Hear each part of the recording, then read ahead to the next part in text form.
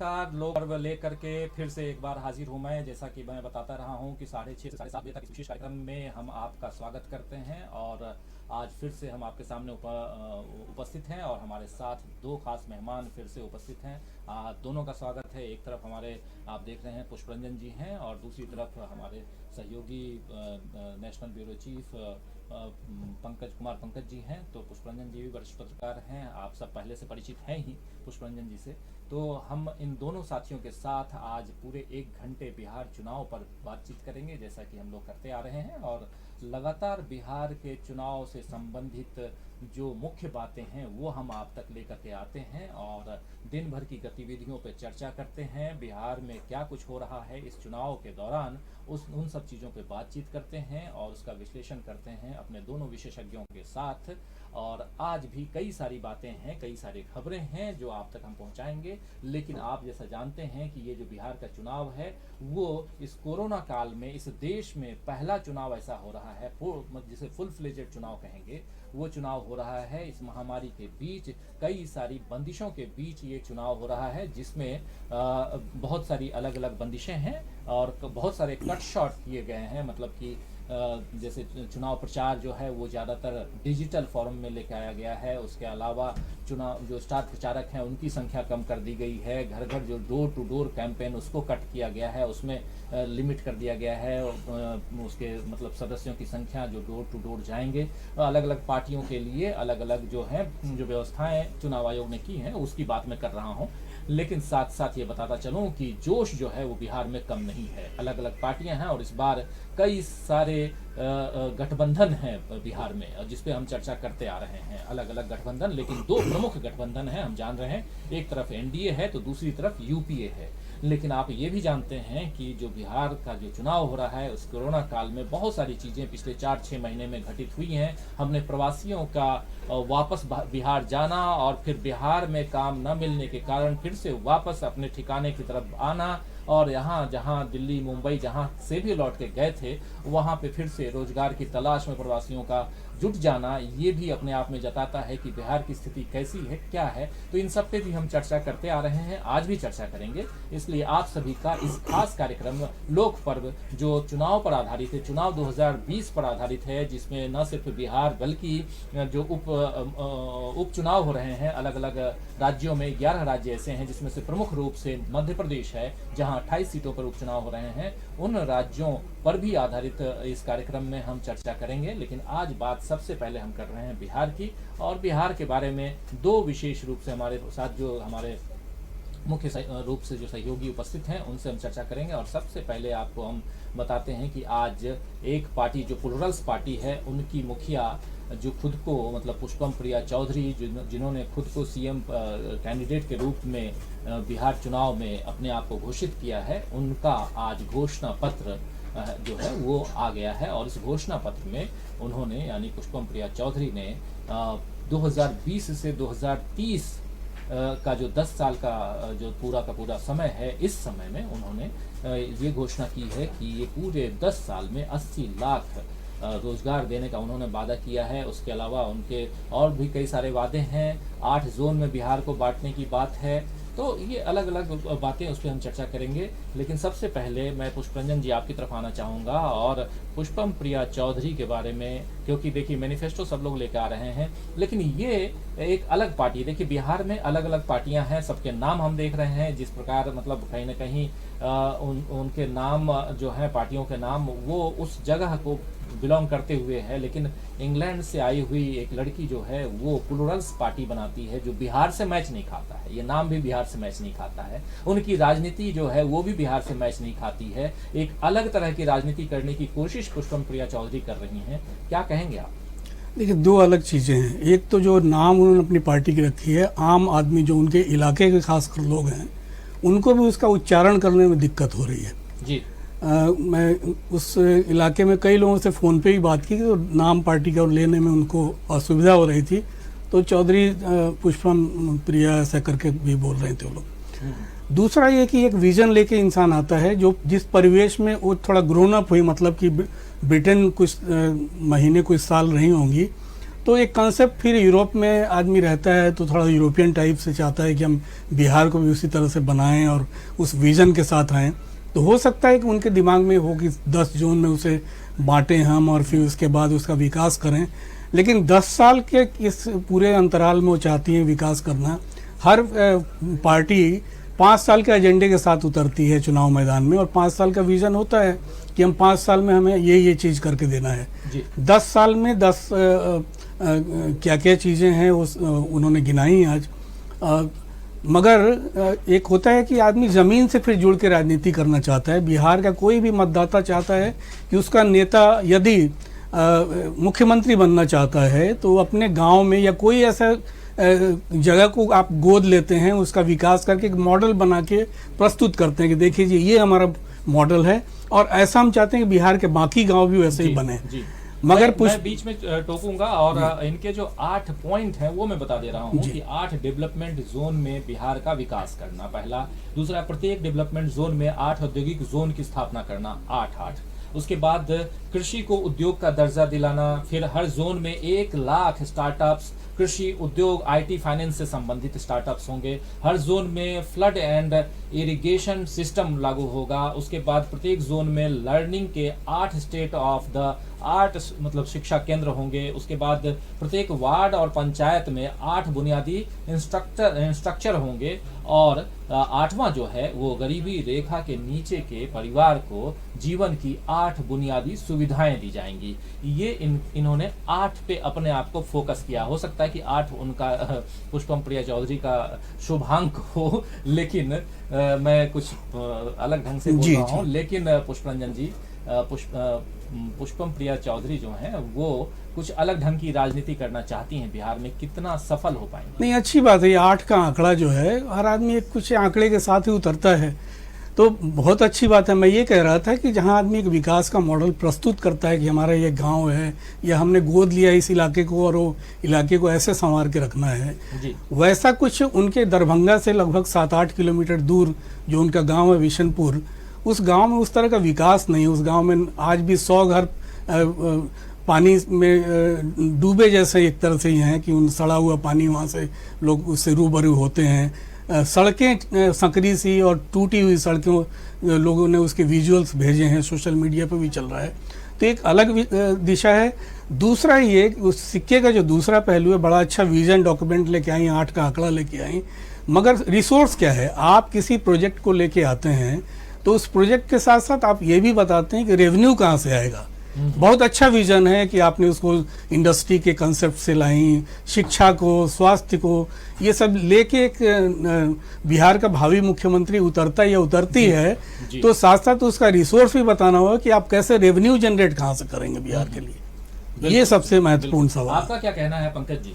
बिल्कुल सही, मैं पुष्परंजन जी की बातों से सहमत हूँ कि जो सिर्फ घोषणा कर देने से ही कुछ नहीं होगा, उसका रेवेन्यू मॉडल क्या होगा। इन्होंने अच्छा एक काम किया, एक्सरसाइज ये की है कि इन्होंने अलग अलग जोन बांट करके, जो अभी तक पॉलिटिकल पार्टियां करती रही, सीधे सीधे वो एजेंडा अपना घोषित कर देती है, लेकिन इन्होंने एक जोन बांटा और एक 8 जो अपना सूत्रीय एजेंडा बताया, उसमें कुछ चीज़ें स्पष्ट करने की कोशिश की है कि 10 साल के अंदर जो है वो रोजगार के साधन है। हर लोग 5 साल के लिए चलते हैं, लेकिन ये 10 साल का एक मॉडल लेकर के चल रही है कि उनको लगता है कि अगर हम 5 साल में ये काम नहीं कर पाए तो अगले 5 साल में कर लेंगे। लेकिन बुनियादी सवाल जो है वही आता है कि आपने ज़मीन पर, आपने चुनाव से ठीक पहले आप बिहार की राजनीति में आई और अपने आप को मुख्यमंत्री पद प्रोजेक्ट कर दिया, और जो जैसा कि पुष्परंजन जी बता रहे थे कि उनके गांव में खुद ही मूलभूत बुनियादी सुविधाएं नहीं है। तो ये एक बड़ा सवाल है कि अगर आप पूरे प्रदेश को बदलना चाहते हैं और आपके गांव में ही मूलभूत सुविधाएं से लोग वंचित हैं, तो सवाल तो उठता ही है ना कि आप जब अपने गांव को, अपने घर को नहीं बदल सकते हैं तो पूरा प्रदेश कैसे बदलेंगे, कैसे रोल मॉडल आप बनेंगे। अगर चुनाव से पहले भी अगर वो चाहें तो अपने गांव को एक रोल मॉडल में बदल सकती हैं कि गांव को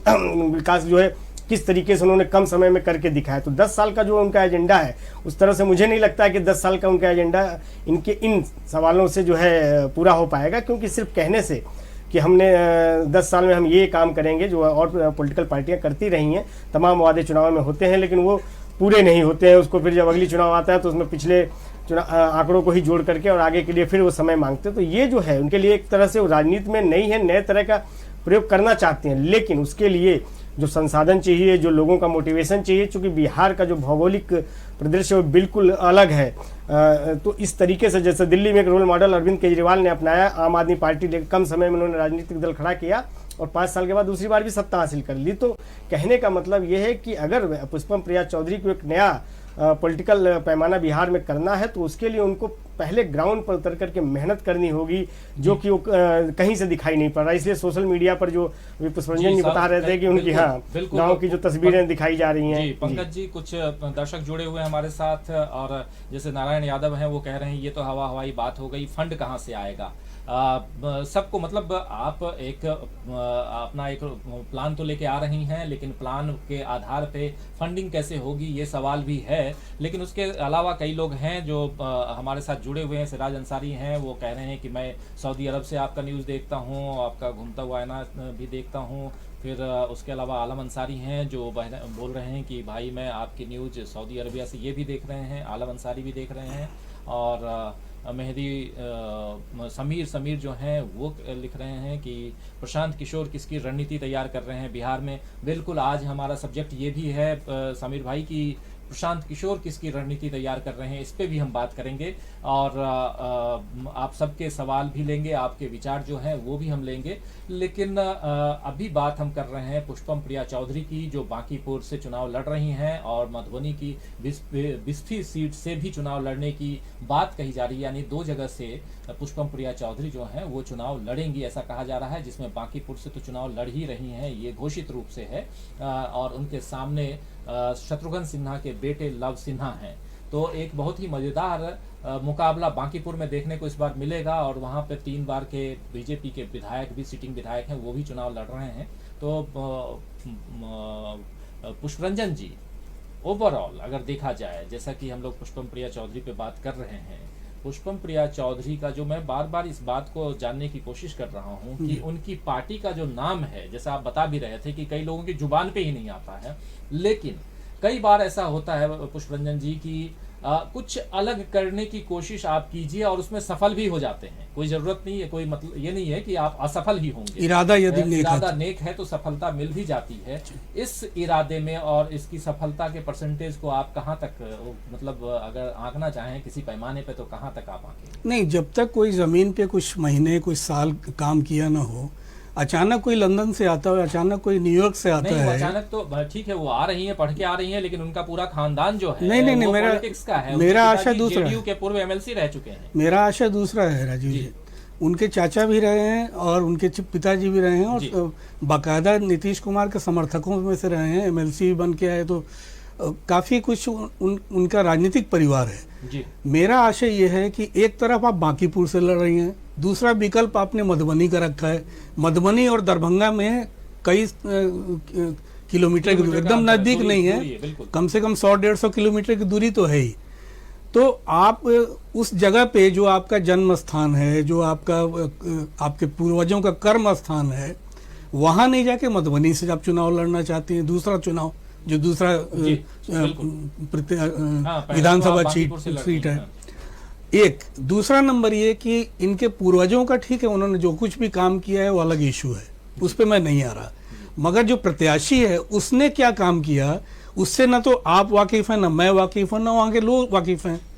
तो कम से कम उस पे आकलन हम नहीं कर सकते हैं, उनके शब्दों पे आकलन जरूर कर सकते हैं, उनके विजन डॉक्यूमेंट पे या उनके जो ऐलान हुए हैं 8 सूत्री कार्यक्रम जो उन्होंने किया है उसकी समीक्षा अलबत्ता हम करेंगे, मगर वो संपूर्ण समीक्षा नहीं होगी, क्योंकि व्यक्ति के वादों की समीक्षा भर रह जाएगी। तो उससे हम निष्कर्ष नहीं दे सकते हैं कि वाकई कोई चमत्कार हो जाएगा। केजरीवाल का दिल्ली में आना वो मूवमेंट दूसरा था, अन्ना आंदोलन, और पूरे दिल्ली के लोग आंदोलित थे, छुटकारा चाह रहे थे तत्कालीन सरकार से, पूरे माहौल बदला हुआ था। वैसा आंदोलन तो बिहार में नहीं हो रहा है, यहाँ तो घुड़दौड़ शुरू है, उस घुड़दौड़ में किसका घोड़ा आगे निकल जाएगा ये बड़ा मुश्किल सा सवाल है अपने आप में। इसलिए उस रेस में पुष्पम प्रिया चौधरी या उनकी पार्टी या उनके बाकी जो सेकंड थर्ड लाइन में आप मुझसे पूछेंगे यदि कि पुष्पम प्रिया चौधरी का नेक्स्ट मैन कौन है, आई एम सॉरी मैं नहीं बता पाऊंगा आपको जी। जबकि किसी भी राजनीतिक दल का नेक्स्ट मैन का, आप नीतीश बाबू के बारे में पूछिएगा 10 नाम आपके पूरी सामने लंबी होंगे, फहरिस्त है, बिल्कुल। तेजस्वी का पूछेगा, हर पार्टी के नेता के बारे में पूछेंगे जो काम कर रहे हैं ग्राउंड पे, उनके 10 नाम आपके सेकंड थर्ड वाले मिल जाएंगे आपको। पुष्पम प्रिया चौधरी के पूरे राजनीतिक जो उन्होंने बना रखा है, अपना गोल बना रखा है, उस गोल में कौन कौन प्रमुख लोग हैं हम आप उससे नावाकिफ हैं एकदम। बिल्कुल। ये भी एक चीज है कि कैसे हम गेस करेंगे कहाँ उनका क्या है। तो पुष्पम प्रिया चौधरी अभी इस चुनावी ये जो पूरा का पूरा जो चुनाव का ये जो माहौल बना हुआ है उसमें वो चर्चा में रहेंगी, बिल्कुल मुख्य रूप से रहेंगी, क्योंकि उनकी जो चुनावी मतलब जिस मोड में वो चुनाव लड़ रही हैं उनका अंदाज कुछ और ही है, और उस अंदाज में सबका अपना अपना तरीका होता है लोगों को लुभाने का, और वो अपने तरीके से लोगों को लुभा रही हैं और हम उनके बारे में चर्चा कर रहे हैं। ये भी कहीं ना कहीं वो पब्लिसिटी तो पा ही रही हैं, और एक राजनेता के लिए इससे बढ़िया और क्या हो सकता है पंकज जी।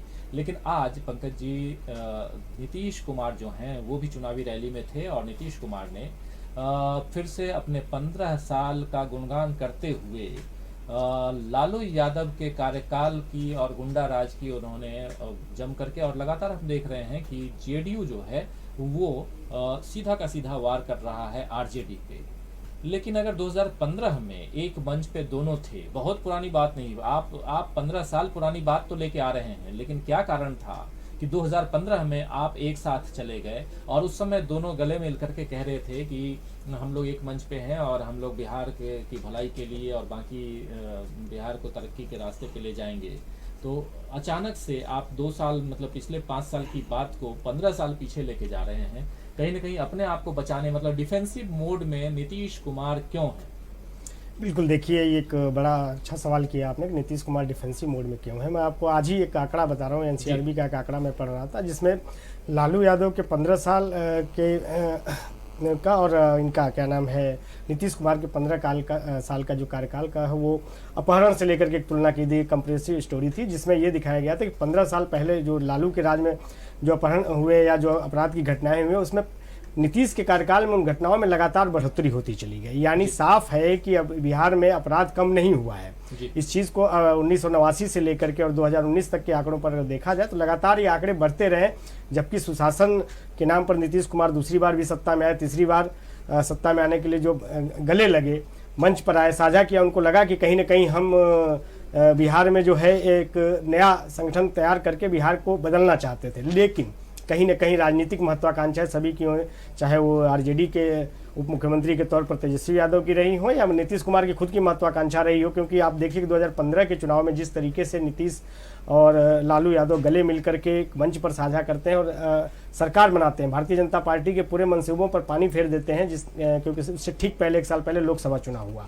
लेकिन बीच में कहीं ना कहीं अहम यानी ईगो, क्योंकि दोनों नेताओं के एक ईगो मैंने देखा है, जो मैं लगातार इन लोगों को कवर करते आया हूँ, कि कहीं ना कहीं एक ईगो भी है, क्योंकि दोनों एक ही राजनीति के एक पाठशाला से निकले हुए नेता रहे हैं, तो कहीं ना कहीं इनकी ईगो जरूर आड़े आई। उसके बाद नीतीश कुमार को तेजस्वी का साथ छोड़ना पड़ा, जो एक क्लियर कट उनको अपनी अच्छा सत्ता भी बचाए रखनी थी, तो उनके पास विकल्प के तौर पर, चूंकि वो एनडीए के पहले भी सहयोगी रह चुके हैं, तो उनको ये लगा कि अच्छा हम एनडीए के साथ रहेंगे, क्योंकि एनडीए की सरकार केंद्र में है और हम सरकार मिलकर के बढ़िया चलाएंगे। लेकिन कहीं ना कहीं उनको जब गलती का एहसास हुआ, इसलिए आप देखेंगे कि लगातार बातें होती रही कि जदयू सरकार में शामिल होगी, जदयू सरकार में शामिल होगी, लेकिन जदयू लोकसभा चुनाव से पहले भी सरकार में नहीं शामिल हो और 1 साल से ज़्यादा सरकार बने हुए होगा तब भी जदयू शामिल नहीं। तो कहीं ना कहीं नीतीश कुमार आहत हैं कुछ फैसलों को लेकर के, अब उन फैसलों को लेकर कोई विश्लेषण नहीं कर सकते, तो अपने आप को इस समय डिफेंसिव मोड में है कि हम क्या कहें।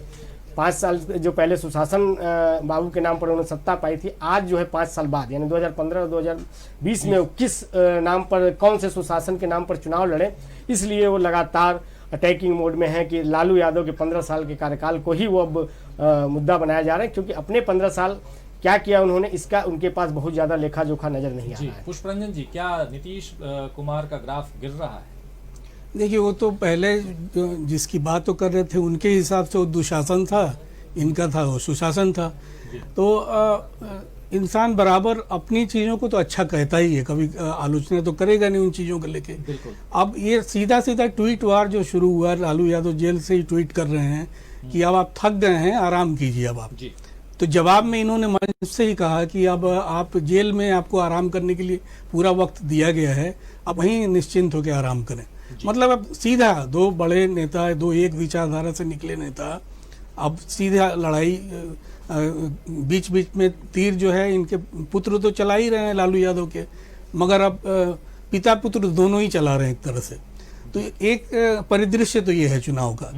दूसरा, ये लगातार ठीक है, उनका जंगल राज था, जिस जंगल राज के साथ साथ आप जब जिस राज में प्रवेश किया, आपने जो राज बिहार की जनता को दिया, उस राज में भी कोई अपराध मुक्त तो नहीं था, लगातार घटनाएं होती गई हैं।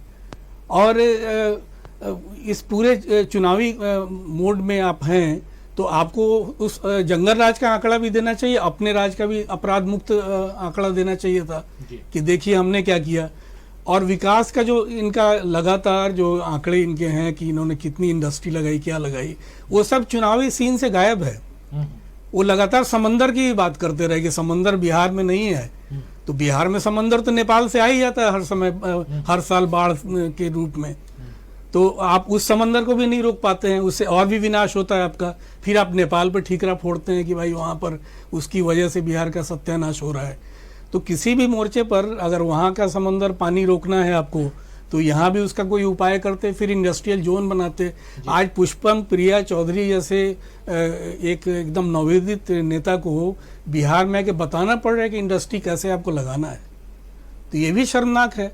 यही विजन के साथ आपको, आपके जैसा अनुभवी जो आदमी, आज भी बिहार के डेवलपमेंट में इंडस्ट्री जो है वो प्रमुख रोल में है, और आज सभी पार्टियां और उसके नेता जो हैं वो कह रहे हैं कि बिहार में इंडस्ट्री लगाना है और कैसे लगाना है, ये बात हो रही है।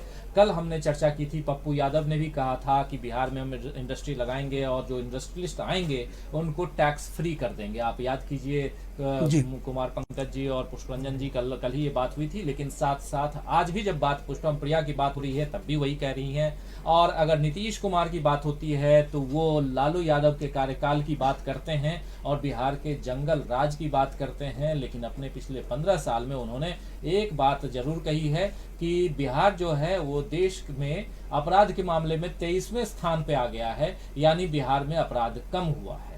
तो सही बात है, अगर अपराध कम हुआ है तो अच्छी बात है। आप 15 साल से राज कर रहे हैं, आपको सुशासन बाबू कहा जाता था, और उस आधार पे आपको बिहार को प्रगति के पथ पे ले जाना चाहिए। और अगर आप लेकर कहीं गए हैं तो बहुत अच्छी बात है, और क्योंकि आपको जनता ने चुन करके इसीलिए भेजा था कि आप बिहार की तरक्की करें, बिहार का विकास करें, डेवलपमेंट करें, और इसमें कोई बुराई नहीं है। और अगर आपने किया है तो उसी बेस पे, उसी आधार पे आप फिर से वोट मांगने जाइए और वोट मांगिए। लेकिन जब आज से 15 साल पहले का राज कैसा था उसकी बात होती है, या केंद्र में आज से 70 साल पहले क्या था और 70 साल में देश कितना बर्बाद हुआ इसकी बात होती है, तो कहीं ना कहीं आप डिफेंसिव मोड में दिखाई देते हैं, आप ऑफेंसिव मोड में दिखाई नहीं देते हैं, ये साफ झलकता है।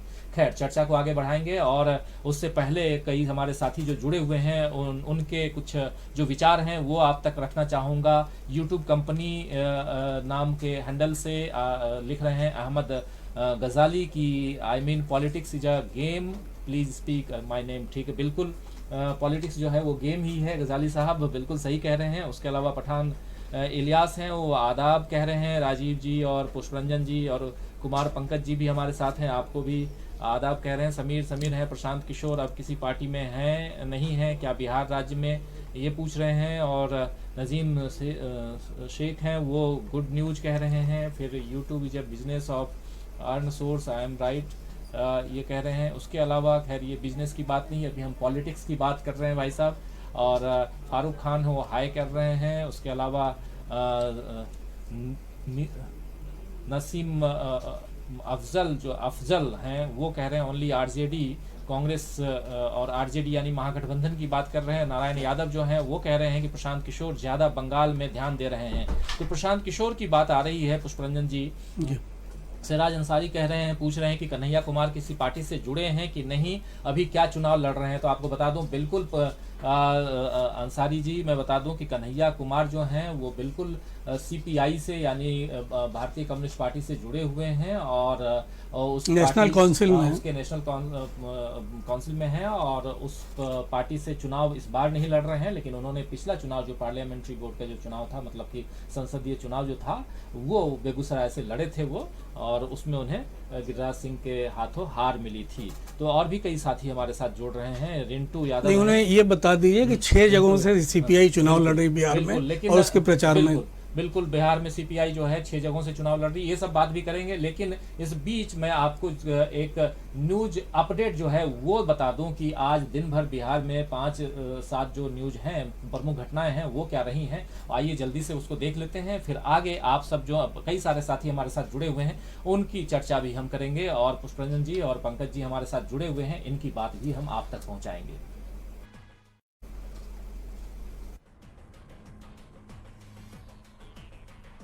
लालू प्रसाद यादव ने नीतीश पर ट्वीट के जरिए बोला हमला, बिहार वासियों को पलायन के लिए मजबूर करने वालों को खदेड़िए और बिहार में ही रोजी रोटी की बात करने वाली सरकार चुनिए। बिहार में अपनी उपलब्धियां गिना रहे हैं सीएम नीतीश ने विपक्ष पर बोला हमला, कहा पहले बिहार में था गुंडाराज, अब अपराध में 23वें स्थान पर पहुंचा बिहार। एलजेपी अध्यक्ष चिराग पासवान ने नीतीश पर कसा तंज, कहा सिर्फ कुर्सी के खेल में पिछले 5 साल साहब ने बिहारियों को किए बर्बाद। बिहार में टक्कर देने को तैयार है बीजेपी, विकास के मुद्दे पर भर रही है जीत का दम, विपक्ष को दी चुनौती, कहा हिम्मत है तो विकास के मुद्दे पर चुनाव लड़ें। बिहार में जारी है रैलियों का दौर, बीजेपी अध्यक्ष जेपी नड्डा 2 दिवसीय दौरे पर कल जाएंगे बिहार, कई जनसभाओं करेंगे संबोधित, जनता को गिनाएंगे एनडीए की उपलब्धियां। अपडेट आपने देखा, और इसके साथ साथ इससे पहले न्यूज अपडेट पे जाने से पहले मैं कुछ साथियों के विचार आप तक पहुंचा रहा था। उसमें कई सारे साथी जुड़े हुए हैं। जसवंत चोपड़ा हैं, वो बोल रहे हैं गुड सर। मोहम्मद जीशन हैं, वो गुड इवनिंग कह रहे हैं। सुशील केदारे हैं, वो आप बहुत अच्छे और सच्चे न्यूज एंकर हो, बहुत धन्यवाद आपको, हमारी खबरें आपको पसंद आती हैं। उसके अलावा डॉक्टर अलाउद्दीन है, वो नीतीश का झूठ लोगों के सामने है में आ रहा है, ये बता रहे हैं। इसके वीडियो हैं, वो पिंटू भारती बेनीपुर पोस्ट कतार, वो अपना पूरा गाजीपुर से हैं, वो अपना एड्रेस लिख रहे हैं। और रिंटू यादव जो हैं वो ओनली तेजस्वी कह रहे हैं। यूट्यूब इन्होंने धन्यवाद बोला है, यूट्यूब कंपनी। मोहम्मद हुसैन अख्तर, बिहार चुनाव में पप्पू यादव का चुनाव वादा, हम रोल में आएंगे क्या, ठीक है, इस पे भी बात करते हैं। और बुलेट राजा जो हैं वो गुड कह रहे हैं। मोहम्मद राशिद कह रहे हैं बहुत बहुत शुक्रिया। तो अलग अलग हमारे दोस्त जो हैं वो जुड़े हुए हैं, इनके विचार हम आप तक पहुंचाते रहेंगे, इनके विचारों के साथ चर्चा को भी आगे बढ़ाते रहेंगे। लेकिन अभी जो बात हम कर रहे हैं वो मुख्यमंत्री की बात कर रहे थे, लेकिन इसके साथ साथ जब मुख्यमंत्री की बात कर रहे हैं और 2015 या उससे पहले की बात या 2015 के बाद की बात भी करें, तो उनके साथ यानी कि नीतीश कुमार की पार्टी के साथ और नीतीश कुमार के साथ जुड़े हुए थे प्रशांत किशोर। प्रशांत किशोर इस बार दिखाई नहीं दे रहे हैं, वो पर्दे के पीछे हैं या बिल्कुल ही गायब हैं, ये एक चर्चा का विषय बना हुआ है। लेकिन आप सबको पता है कि प्रशांत किशोर बंगाल के चुनाव की तैयारी के लिए और बंगाल में खासकर ममता बनर्जी की जो पार्टी है तृणमूल कांग्रेस, उसके लिए वो रणनीति तैयार कर रहे हैं, ये चर्चा भी है। लेकिन क्या सवाल ये आ रहा है कि नीतीश कुमार के साथ इस बार क्यों नहीं है, क्योंकि प्रशांत किशोर जो थे वो जेडीयू ज्वाइन कर चुके थे और जेडीयू के वाइस प्रेसिडेंट थे यानी उपाध्यक्ष थे। अचानक उन्होंने पार्टी छोड़ दी या उन्हें हटा दिया गया, और उसके बाद क्या कुछ हुआ हम देख रहे हैं। लेकिन पंकज जी, मैं जल्दी से ये जानना चाहूँगा, पहली बात तो ये कि प्रशांत किशोर हैं कहाँ इन दिनों? देखिए, प्रशांत किशोर अब प्रोफेशनल अपना ऑर्गेनाइजेशन चला रहे हैं, वो लोगों के लिए काम कर रहे हैं, राजनीतिक दलों के अपने अपने अलग अलग तरीके से जी। तो बिहार के चुनाव में भी जैसा कि खबरें आ रही हैं कि वो एलजेपी के पीछे से समर्थन कर रहे हैं, बंगाल में उधर ममता बनर्जी के साथ काम कर रहे हैं, और आंध्र प्रदेश में उनके साथ काम कर रहे हैं, जो मौजूदा सीएम हैं उनके साथ लगे हो। तो प्रशांत किशोर प्रोफेशनल व्यक्ति हैं और उनको जहाँ भी जो काम मिला होगा, क्योंकि इस बार अभी चुनाव में उनका खुल करके कहीं कोई आया नहीं है, लेकिन जो खबरें आई हैं कि वो एलजेपी को पीछे से सपोर्ट कर रहे हैं, इसके अलावा बंगाल में पूरी तरह से उनकी टीम काम कर रही है। तो प्रशांत किशोर के बारे में जो एक है कि वो पहले देखिए मोदी जी के साथ काम करते रहे, तमाम उनका रहा है बिहार यूपी में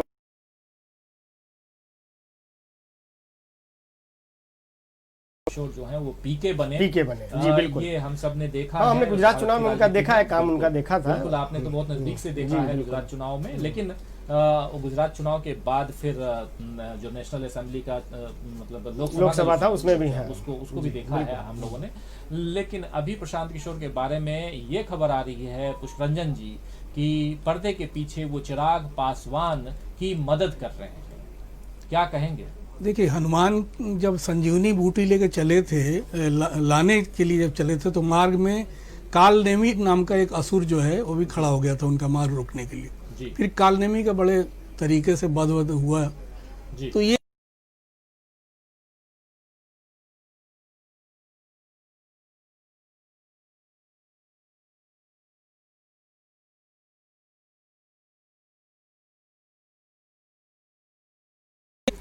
तो प्रशांत किशोर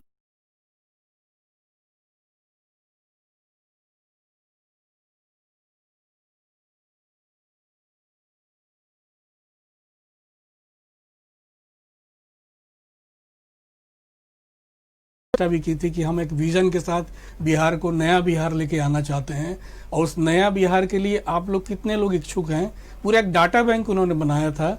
और बहुत सारे युवाओं ने उत्साहित होकर उस वक्त उनके डाटा बैंक से अपने आप को जोड़ना चाहा था, और काफ़ी काम भी शुरू हुआ था बहुत उत्साह के साथ। जी।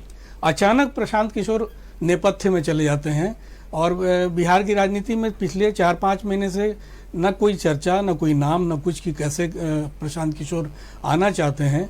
फिर इस पर्दे के पीछे से थोड़ी सुगबुगाहट होती है तो किसी और के नाम पे होती है। मगर चिराग पासवान क्या केवल प्रशांत किशोर द्वारा सृजित अभिमन्यु है या कालनेमी है, या फिर जिस तरह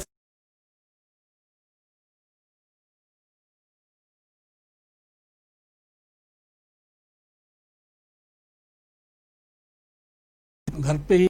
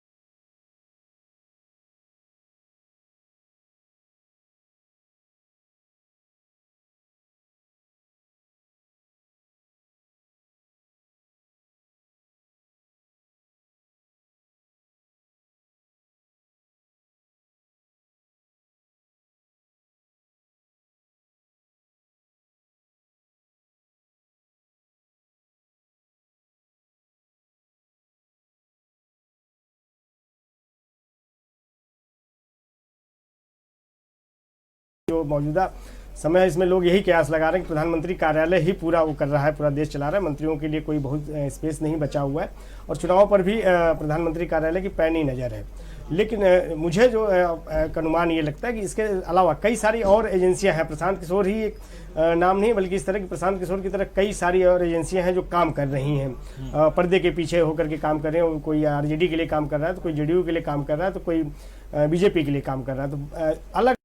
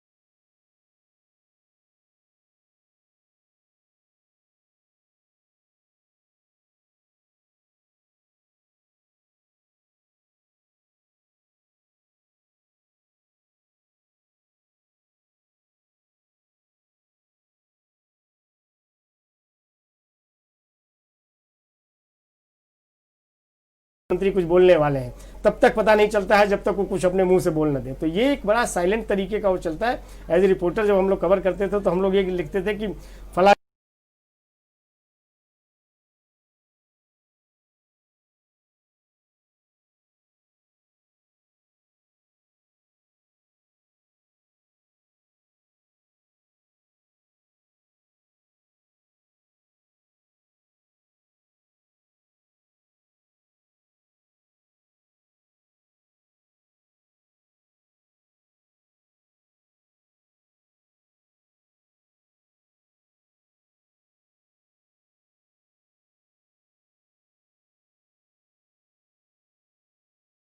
Today political situation is changed from Karnataka Kumar Swamy offers CM post from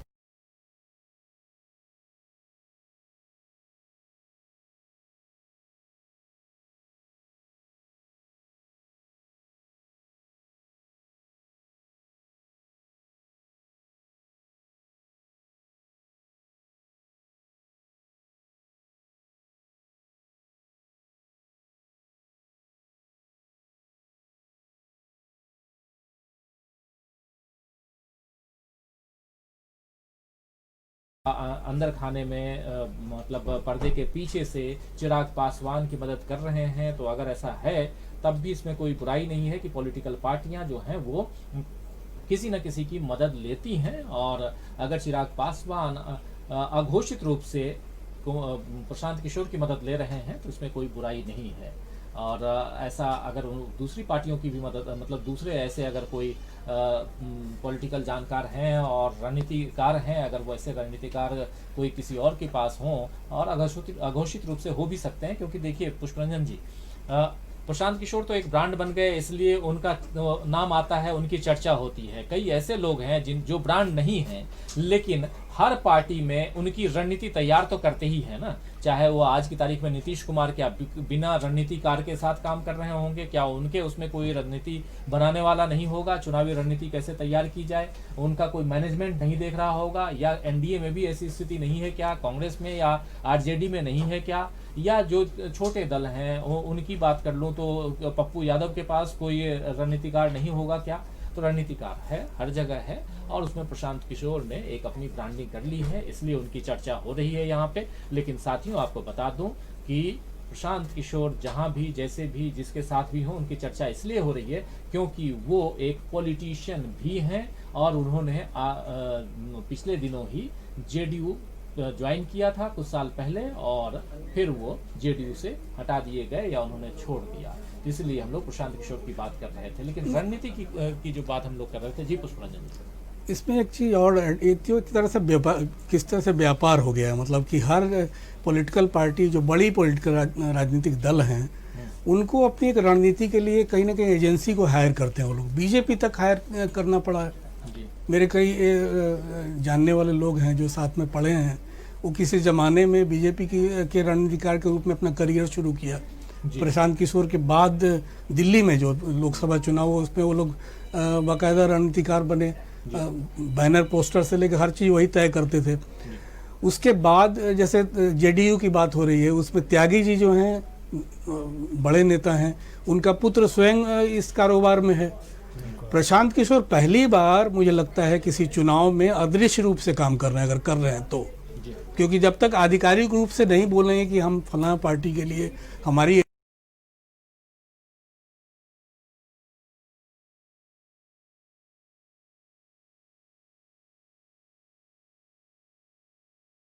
कर रहे हैं, तो घोषित रूप से है। कर्नाटका में किया उन्होंने या दूसरी जगहों पर किया, तो उनकी एजेंसी ने बाकायदा बयान भी जारी हुआ उनकी एजेंसी की तरफ से कि प्रशांत किशोर काम कर रहे हैं हमारी एजेंसी के लिए। इस बार थोड़ा अद्भुत इसलिए है कि एक तो उनका गृह प्रदेश है बिहार, और बावजूद उसके प्रशांत किशोर पूरे सीन से गायब हों, ये बड़ा विचित्र अपने आप में लगता है। और इसीलिए इतनी बहस भी हम लोग कर रहे हैं कि इतनी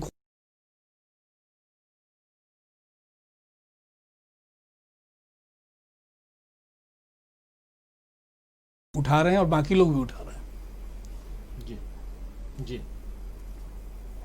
बिल्कुल बिल्कुल। तो अलग अलग अपने विचार हैं, पुष्परंजन जी के अपने विचार, पंकज जी के अपने विचार, लेकिन हम बात को आगे बढ़ाएंगे। और इस वक्त जो हम बात कर रहे हैं, चर्चा कर रहे हैं लोक पर्व, आप देख रहे हैं लोक पर्व कार्यक्रम में आप बिहार पर फोकस्ड ये कार्यक्रम देख रहे हैं, जिसमें हम हर दिन 6:30 बजे से 7:30 बजे तक आप लोगों के साथ जुड़ते हैं और हम टोटली फोकस्ड इन दिनों बिहार पे बात कर रहे हैं, बिहार की राजनीति पे बात कर रहे हैं, बिहार के इस चुनावी समर में कौन कौन सी पार्टियां हैं उसकी बात कर रहे हैं। लेकिन एक बात और आप तक हम पहुंचाना चाहेंगे कि बिहार में जो अलग अलग गठबंधन बने हुए हैं उसमें से 2 ऐसे गठबंधन हैं, जो एक तो एनडीए और दूसरा जो है महागठबंधन, इसकी चर्चा हम लोग खूब कर चुके हैं और आप सब जानते हैं। उसके अलावा एक गठबंधन है ग्रैंड डेमोक्रेटिक सेकुलर फ्रंट, जो रालोसपा के उपेंद्र कुशवाहा, बहुजन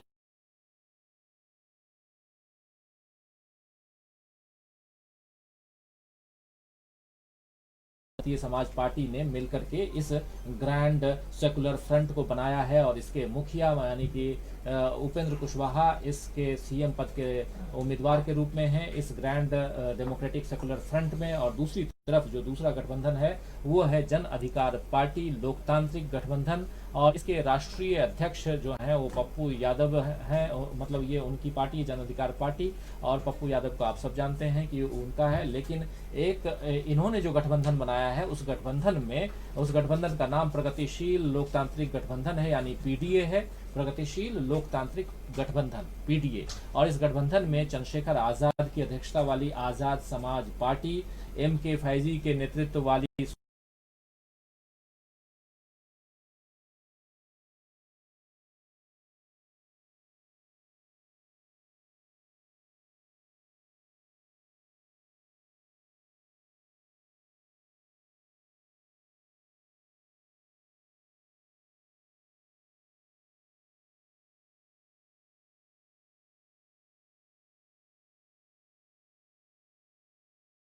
है, लेकिन वो अपने ढंग से प्लुरल्स पार्टी के बैनर तले बिहार की तस्वीर को बदलने का दावा करते हुए चुनावी समर में हैं। और उन्होंने आज अपना घोषणा पत्र जारी किया है, जिसमें वो 80 लाख रोजगार देने का वादा कर रही हैं। बिहार को 8 जोन में उन्होंने तब्दील किया है, बांटा है, और मतलब ये खाका तैयार किया है चुनावी घोषणा पत्र में, जो मैं कह रहा हूँ। उसके अलावा 8 अलग अलग वादे उनके हैं, और किस प्रकार वो बिहार की तस्वीर को बदलेंगी ये पुष्पम प्रिया चौधरी अपने दम पे करने की कोशिश कर रही हैं।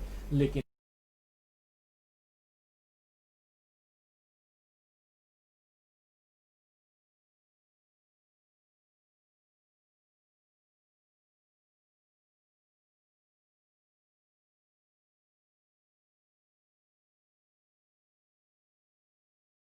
विकास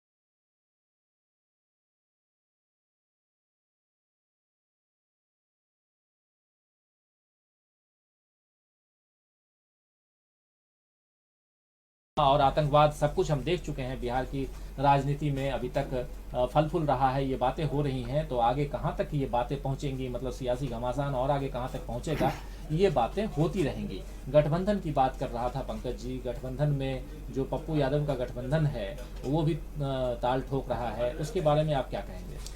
देखिए, पप्पू यादव का जो गठबंधन है, खास करके उन्होंने चंद्रशेखर आज़ाद को जो जोड़ा है साथ में, कि चंद्रशेखर आज़ाद उत्तर प्रदेश में थोड़ा दलितों के बीच में जरूर पॉपुलर हुए, लेकिन बिहार में भी युवाओं के बीच में धीरे धीरे उनकी लोकप्रियता बढ़ रही है। जिस तरीके से उन्होंने कुछ समय तक युवा, खास करके दलित युवाओं को अपने साथ जोड़ा और एक काम भी कर रहे हैं, तो उसको लेकर के पप्पू यादव को ये लगा कि अगर चंद्रशेखर आज़ाद साथ में आ जाते हैं, फिर साथ में जो 2 और सहयोगी दल उनको भी साथ में लेकर के, क्योंकि पप्पू यादव का जो बेस है वो एक इलाके में जरूर बेस है, उन्होंने काम भी किया, इसमें कोई दो राय नहीं है कि पप्पू यादव ने लगातार ज़मीन पर काम किया है, सांसद रहे, विधायक रहे, उनकी पत्नी भी रही, लेकिन लोकसभा चुनाव में उनको और उनकी पत्नी दोनों को हार का सामना करना पड़े। दिल्ली में भी जो मैंने देखा उनके सांसद रहते हुए कि दिल्ली सबसे ज़्यादा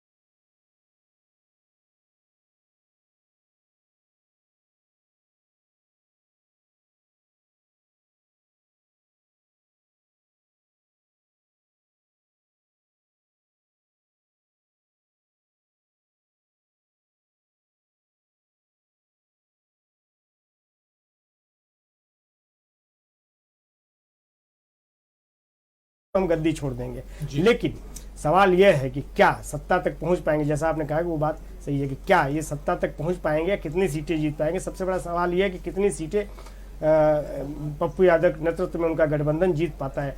लेकिन हाँ, एक चंद्रशेखर आज़ाद को ला करके उन्होंने जरूर एक वर्ग में, खास करके दलित वर्ग के बीच में अपनी पैठ बढ़ाने की जरूर कोशिश की है, और लगातार वो चंद्रशेखर आज़ाद और पप्पू यादव चुनावी सभाएं भी कर रहे हैं। जी, पप्पू यादव अलग अलग चुनावी सभाएं कर रहे हैं। चंद्रशेखर आज़ाद जो हैं वो उनके साथ हैं, उनके साथी बन गए हैं। चंद्रशेखर आज़ाद की अपनी राजनीति है, और जब अगर दलितों की राजनीति की बात करें तो ये चौथा खेमा है बिहार में। अगर देखें तो पुष्परंजन जी जो मतलब एक पार्टी के रूप में वहाँ पर किसी न किसी गठबंधन के साथ जुड़ा हुआ है। हम लोग देख रहे हैं बीएसपी ऑलरेडी है, फिर मांझी की पार्टी भी है, चिराग पासवान की पार्टी है, और चंद्रशेखर आज़ाद की पार्टी भी है। तो 4 दलितों की पार्टी, क्या कहेंगे? देखिए, चंद्रशेखर आज़ाद पश्चिमी उत्तर प्रदेश में उस कोर वोट बैंक पर सेंध मारने की चेष्टा लगातार करते रहे जो मायावती का कोर वोट बैंक है। जी। बिहार में भी जहां पप्पू यादव का जो क्षेत्र है, सुपौल, सहरसा, फिर वो मिथिला का कुछ इलाका, वहां पर ज़्यादा एक्टिव रहे हैं पप्पू यादव। उन इलाकों में जो दलित वोट है वो मायावती का कोर वोट नहीं है उस तरह से। तो जो बचा खुचा उनकी पूरी समग्र पहचान, अगर पूरा दलित वोट बैंक को बिहार में देखें तो 3 मुख्य रूप से 3-4 अलग अलग पॉकेट बने हुए हैं। सबसे नंबर 1 चमारों का है, फिर दुसाद हुए जो पासवान को रिप्रेजेंट करते हैं, पासी हैं, या तो इस तरह से वहाँ पर उनको घुसना और वहाँ जाके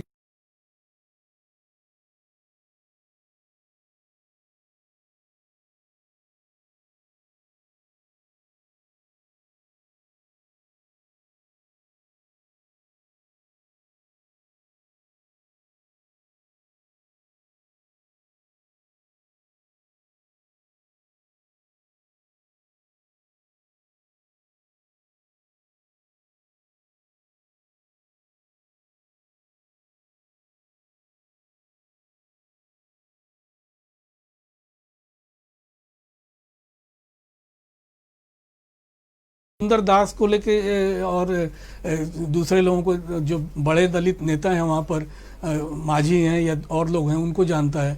मगर आप एकदम उनसे पूछेंगे कि क्या चंद्रशेखर आज़ाद को जानते हैं, जो पुराना दलित है वहाँ के बिहार का, उस जोन का, तो उसे समय लगेगा ये बताने में। तो एकदम से कि आप करिश्मा कर देंगे वहाँ पर जाकर, ये मुश्किल काम है। हाँ, बिहार में अगर हंग असेंबली होती है और वहाँ पर अगर 10-5 वोट से सरकार का बनना बिगड़ना अगर तय हो जाता है जी, तब ये पार्टियां जो 10 एमएलए के साथ भी आती हैं, 5 एमएलए के साथ आती हैं, वहाँ हो सकता है इन पार्टियों का महत्व रहेगा। जी, तो अगर 10-5 पार्टियां आ जाती हैं ऐसी तब महत्व रहेगा, लेकिन ओवरऑल हम देख रहे हैं कि जो छोटी पार्टियां हैं और अलग अलग, जैसा कि मैं बता भी रहा था कि 4 जो खासकर जो दल हैं, दलितों के दल हैं, वो अलग अलग गठबंधन से और जाति को भी रिप्रेजेंट करते हैं राजू जी। हाँ, बिल्कुल। दलित जातियों को भी रिप्रेजेंट करते हैं, दल ही नहीं जातियों को भी रिफ्लेक्ट करते हैं अपने रिफ्लेक्ट करते एजेंडे हैं, में। लेकिन चुनावी समर में अगर बीएसपी भी है, चिराग पासवान भी हैं, इधर चंद्रशेखर भी आ गए हैं और मांझी भी हैं, तो ये कहीं ना कहीं कहाँ रिफ्लेक्शन इसका जाएगा, ये देखने वाली बात होगी। ये अलग अलग मतलब दलित, महादलित और उनमें भी जो अलग अलग खेमे हैं, मतलब अलग अलग वर्गीकरण है, खेमा नहीं कहूँगा, वर्गीकरण कहूँगा कास्ट के आधार पे, उसको उसमें कहाँ वो रिफ्लेक्ट होगा, क्या मतदान के समय ये अलग अलग ये DY समीकरण कहेंगे आप, एक तरह से चंद्रशेखर आजाद और इनका पप्पू यादव का ये DY समीकरण का, दलित यादव समीकरण का। लेकिन क्या MY समीकरण अभी भी बिहार में हावी है पंकज जी? नहीं, देखिए अब तो बदलते परिदृश्य के हिसाब से MY समीकरण अगर एकजुट हो जाए तब तो फिर तो कोई बिहार का परिदृश्य पूरा अलग रहेगा, लेकिन मुझे नहीं लगता है कि ये MY समीकरण हावी है। और अलग अलग चूँकि खेमेबंदी हो गई है तमाम राजनीतिक दलों के बीच में, ये मैं नहीं कह सकता हूँ कि सारे यादव जो है एकजुट होकर के लालू यादव के साथ ही जाएंगे या सारे मुस्लिम एकजुट होकर के लालू यादव के साथ ही जाएंगे। तो तमाम दलों में अब वो बिखर गए हैं, जैसे कि वैसी की पार्टी लड़ रही है, तो वह